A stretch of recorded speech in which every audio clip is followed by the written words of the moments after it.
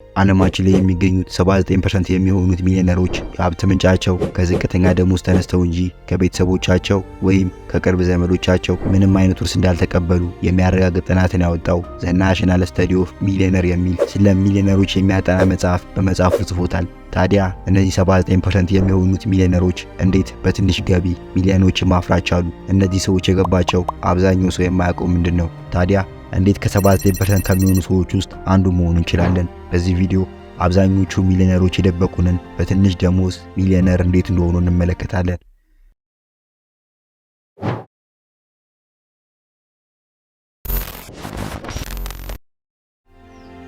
እስካሁን ድሃ ለምን ሆኑ?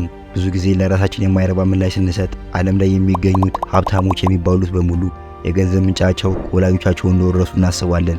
ግን እውነታው አብዛኞቹ ተጽዕኖ ፈጣሪ የሆኑት ሚሊየነሮች ከዝቅተኛ ደሞዝ ተነስተው እንጂ በቤተሰቦቻቸው ሀብት ጥገኛ ሆነው አይደለም። ታዲያ እርስዎ ለምን ከዝቅተኛ ደሞዝ ተነስተው የራስዎን ሀብት መስራት አልቻሉም? እንግዲያውስ እስካሁን ድሃ የሆኑበትና ከዝቅተኛ ገቢ ተነስተው ሚሊዮኖችን ማፍራት ያልቻሉበት ምክንያቶች እነዚህ 3 ችግሮቻችሁ ናቸው። እውነት ሀብት የመገንባት ሐሳብ ካለ የምታገኘውን ቋሚ ወርሃዊም ሆነ የዕለት ገቢን ልትከፋፍሉ ይገባል። የሚገርመው ነገር 49% የሚሆኑ ሰዎች ከሚያገኙት የወር ደሞዛቸው በአመቱ መጨረሻ ምንም ገንዘብ እንደማይቀራቸው ያውቃሉ።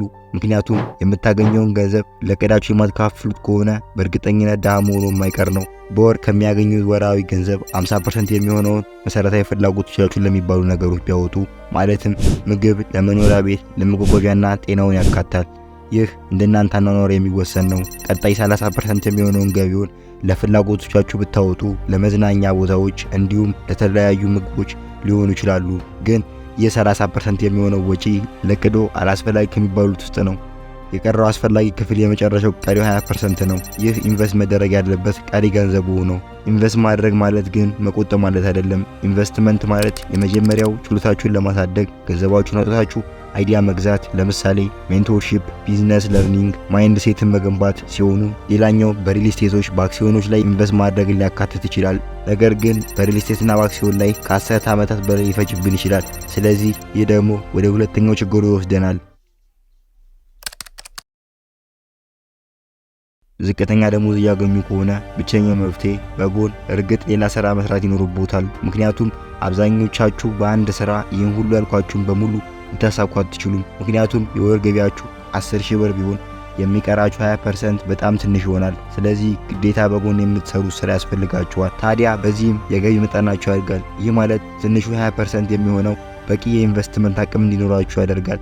ይህ የኢንቨስትመንት አቅማችሁ አደገ ማለት ደግሞ በአጭር ጊዜ ውስጥ በትንሽ ደሞዝ ብዙ ሚሊዮኖች ማፍራት ይችላሉ። ጎን ለጎን ልትሰሯቸው የምትችሏቸው ስራዎችን ካላወቋቸው በኮሜንት ላይ በሌላ ቪዲዮ እንሰራላችሁ ሐሳባችሁን አስቀምጡልኝ። በቻላችሁት መጠን አላስፈላጊ ወጪያችሁን ለመቀነስ ሞክሩ። ድሃ መሆን የማትፈልጉ ከሆነ በገንዘብ ላይ የተወሰነ ቁጥጥር ማድረግ ይኖርባችኋል። ለምሳሌ ከጓደኞቻችሁ ጋር ወጥቶ መዝናናት፣ የተለያዩ ምግቦችን መመገብ፣ ኦንላይን ላይ እቃዎችን ማዘዝ፣ ለጫማና ለልብስ መጨነቅ አቁሙ። ምክንያቱም የምታገኙት ትንሽ የወር ገቢያችሁን በትክክል ወደ ስራ ማስገባት አስፈላጊ ነው። ስለዚህ የቀነሳችሁትን አላስፈላጊ ወጪ ኢንቨስት ለምታደርጉት 20% መጨመር ትችላላችሁ። ይህ የምታገኙት ትንሹ ደሞዛችሁን ወደ ሚሊየነር ለማብዛት ወሳኙ መንገድ ነው። መጀመሪያ ገንዘብ እንደምታገኝና ሚሊየነር መሆንን እንደምታሳካው የሚያስብ አስተሳሰብ ልትፈጠር ይገባል። ሀብት የማግኘት ፍላጎት ካለ ሀብታም መሆን ቀላልና የሚሳካ ነገር እንደሆነ በአይምሮ መመልከት ይኖርብሃል። ምክንያቱም የምትሆነው የምታስበውን ነገር ነው። ስለሆነም ሁልጊዜም ቢሆን ሀብታም ማይንድ ሴት ሊኖር ይገባል። አብዛኞቹ ሚሊየነር ሰዎችን ተመልክቷቸው አንድ የታያቸው ነገር እንዳለ እስኪመስል ድረስ ነው መሞከራቸውን የማያቆሙት። ታዲያ ይህን ማይንድ ሴት የሚገነቡት በእነዚህ 2 መንገዶች ብቻ ነው። አንደኛ አይምሮህ ላይ ኢንቨስት አድርግ። ይህ ማለት በዙሪያ ካሉ ማንኛውም ስኬታማ ሰዎች ምክር ለማግኘት መክፈል ያለብን ገንዘብ ሆነ ማንኛውም ነገር ልታወጣ ይገባል። እነሱ የሄዱበትን የስኬት መንገድ ለአንተ ባይሰራም እንኳን ከአስተሳሰባቸው እንዲሁም ከውድቀታቸው ልትማር ትችላለህ። ስለዚህ አይምሮን ክፍት አድርገህ መድረስ ለምትፈልገው መንገድ ብቻ ስጥ። የስኬት መጽሐፎች፣ የቢዝነስ ቻናሎች እንዲሁም ከስኬታማ ሰዎች ጋር ውሎውን ለማድረግ ሞክር። ነገር ግን ሁሌም ቢሆን አብዛኞቻችን ሰዎች ውሏችንና አኗኗራችን ከሚያስደስተው ሰው ጋር እንጂ ከሚጠቅሙ ሰዎች ጋር ስላልሆነ ነው ይህን የሚሊየነር መንገድ ማሳካት ያልቻልነው። ይህ በጣም አስፈላጊ ነጥብ ነው። ውላችሁን ከስኬታማ ሰዎች ዙሪያ ማድረግ አለባችሁ። ምክንያቱም አስተሳሰባቸው ሀብታም ከሆኑ ሰዎች ጋር በሆናችሁ ቁጥር ሚሊየነር መሆናችሁ የማይቀር ነው። ይህ ብዙዎች የማያውቁት አንዱ የሚሊየን ገንዘቦች ሚስጥር ነው። በመጨረሻ በዚህ ቪዲዮ በትንሽ ደሞዝ ሚሊየነር እንዳይሆኑ ያደረገዋችሁን እና ሚሊየነሮች የሚጠቀሙባቸውን የገንዘብ አጠቃቀም ተመለከትን። ይህን ቻናል ሰብስክራይብ በማድረግ ቤተሰብ የሆኑ ሜኪንግ መኒ፣ ፋይናንስ፣ ኢንቨስቲንግ፣ ሪል ስቴት እና ቢዝነስ ነክ ቪዲዮዎችን ወደ እርሶ ይደርሳሉ።